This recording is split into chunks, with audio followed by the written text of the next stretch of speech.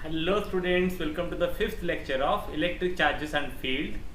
And in the previous class we have discussed about how electric field behaves for a point charge. So if there is a point charge, how the electric field for a point charge looks like. But in today's class we are going to discuss if a charge is placed in an external electric field, how the electrostatic force will actually work on that charge and how the charge will behave in that electric field. So for the better understanding, we are going to discuss some of the numericals on this concept. So without wasting any time, let's start. So here it is. This is the first question for you in today's class, students. An electron falls through a distance of 1.5 centimeter in a uniform electric field of magnitude 2 into 10 to the power 4 Newton per Coulomb. The direction of the field is reversed, keeping its magnitude same, and a proton falls through the same distance. Compare the time of fall in each case. So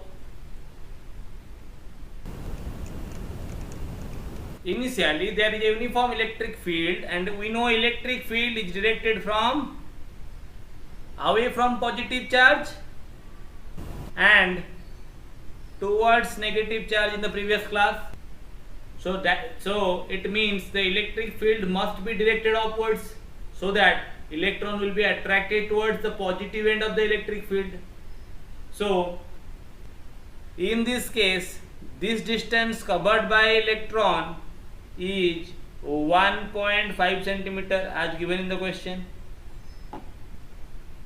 Now the direction of the electric field is reversed, and now a proton, here let me write the charge of electron as negative of E and proton is plus E. So proton is falling under this electric field through the same distance, that is 1.5 centimeter. We have to find what is the time of fall. So in case of a proton, the proton will move towards the negative end of the field. Now the case we are going to discuss. So in the first case, students, when the electron is falling under the action of the electric field, we can say the force of electrostatic acting on the electron is Q into E. The charge of electron is E into E. So the electron will experience some acceleration, that is force upon mass, that is E into E by me. So if the electron is experiencing some acceleration, so under this acceleration is falling. So the net displacement here S is equal to 1.5 centimeter. That is equals to 0.015 meter. Since the electric field is uniform here, so the acceleration will be constant and we can apply the equations of kinematics. So that is x is equal to ut plus half at square. Here the initial velocity u is equal to 0, so u into t will be equals to 0, only s will be equal to half a t square, or t square is equal to 2s upon a. That implies t is equal to root over of 2s by a. This is how we can find out the time period of falling of electron. So putting the value of a here, we get t is equal to 2s divided by E over me, or me can be taken here root over. So from this expression it is very clear that since the electric field is same, the displacement is same, so the quantity which have a larger mass will take more time to fall, because we can see here time period is directly proportional to root over of mass. So directly we can explain that the time period of falling of proton will be more than the time period of falling of electron. So from this we can write the time period of fall of electron over the time period of fall of proton is equal to root over of mass of electron by root over of mass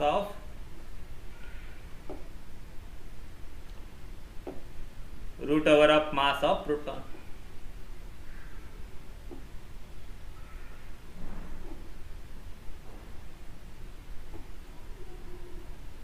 Now I hope you have understood this question. We'll move to the second question. So students, so here we are with the second question. An electric field is set up between the two parallel plates of the capacitor as shown in the figure. You can see an electron enters the field symmetrically between the plates with a speed v0. The length of each plate is L. Find the angle of deviation of the path of the electron as it comes out of the field. जब electron filled से बाहर आएगा तो उसके angular deviation कितना होगा. तो हम लोग यहाँ पे दो चीजों का क्वेश्चन आ सकता है, या तो एंगुलर डेविएशन आपको पूछ सकता है या फिर कितना ट्रांसवर्स हाइट इलेक्ट्रॉन ने कवर किया हुआ है वो भी पूछ सकता है.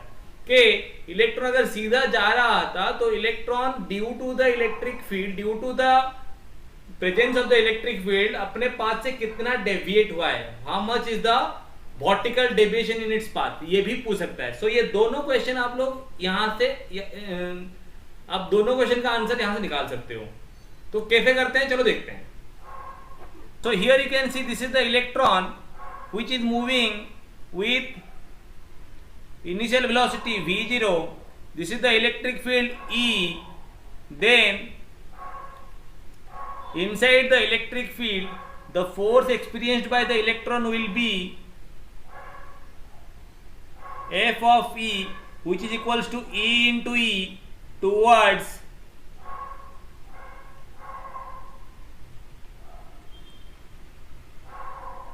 the positive end of the field. So since the force is acting towards the positive end of the field, then the electron will experience some acceleration, and this acceleration will be equal to E by m of E, but this acceleration is along y-axis. The velocity of the electron along x-axis is v0. The velocity of electron along y-axis is 0. The acceleration of electron along x-axis is 0, but the acceleration along y-axis is equal to E by me due to the electric field. Since the electron is experiencing some constant acceleration, then after traversing a distance s, definitely it will cover some vertical deflection as well. So this deflection is h, then the deflection in y-axis, that is h, which will be equal to uy into t plus half ay into t square, as the acceleration is uniform. Uy is 0, so uy t term will become 0. Now the acceleration in y-axis will be E by m of E. So the displacement will be equal to half E by me into t square. Now what is the value of t here, students?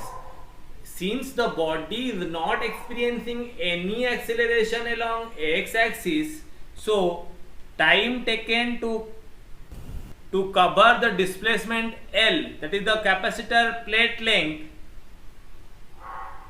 given in the question, will be equal to length upon velocity, L upon Vx, total displacement over total time.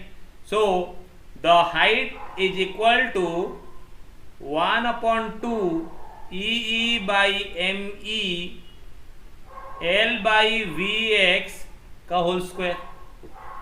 So this is the vertical displacement covered by the body. Now comes to the angular deflection. How to calculate the angular deflection? So here you can see, if vectorially we are representing the angular deflection, then I can see this is the vertical component of velocity at this end, and this is the horizontal component of the velocity. So I can write, if theta is the angular deflection, then tan of angle theta is equal to Vy by Vx. Since Vx is constant, you can keep it as it is, but Vy will be equal to Uy plus Ay into t. So Uy is equal to 0 and Ay is equals to E by Me into t is equal to L upon Vx. So V of y will be E by Me Vx. Then tan theta will be equal to E by Me Vx over Vx or into Vx square.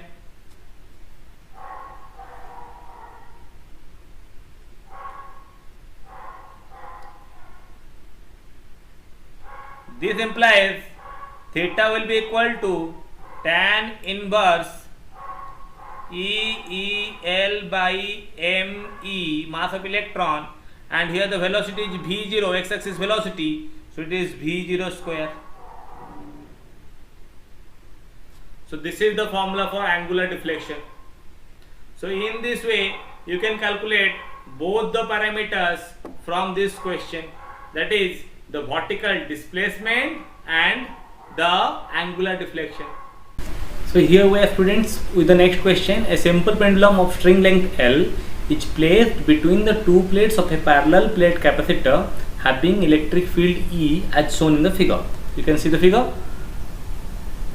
The pendulum bob has a mass m and a charge q. We need to find out the time period of the simple pendulum. So this is the question. So here we can see, if the pendulum is oscillating under the action of the electric field, the forces which are acting on the pendulum are QE due to the electric field, that is the electrostatic force, and mg, that is the weight of the pendulum bob. So these are the two forces that are acting on the simple pendulum bob. Now we need to find out the time period. So in order to find the time period, we need to first find out what is the net acceleration on the simple pendulum bob. So since the two forces QE and mg are perpendicular to each other, so the net force that will act on the pendulum bob will be, so the net acceleration on the pendulum bob will be acceleration due to electrostatic force ka square plus acceleration due to weight ka square ka root over. So what is the acceleration due to electrostatic force? Acceleration due to electrostatic force will be equal to the charge into electric field by mass of the pendulum bob, and acceleration due to the gravitational force will be equal to, let it take gravitational force, will be equal to the gravitational force by mass, that is g only. So these two accelerations are acting perpendicular to each other, so the net acceleration will be QE by m square plus g square root over. Now this is the net acceleration. Now we know the time period of a simple pendulum t is equal to 2 pi root over of L by net acceleration, when the simple pendulum only acts under gravity, the time period will be equal to 2 pi root over of L upon g. Now here there are two fields, the gravitational field is present as well as the electrostatic field is present. So the formula will be 2 pi root over of L by net acceleration. So 2 pi root over of L by A net, that is equal to 2 pi root over of L, which is the string length, divided by net A is equal to QE by m square plus g square.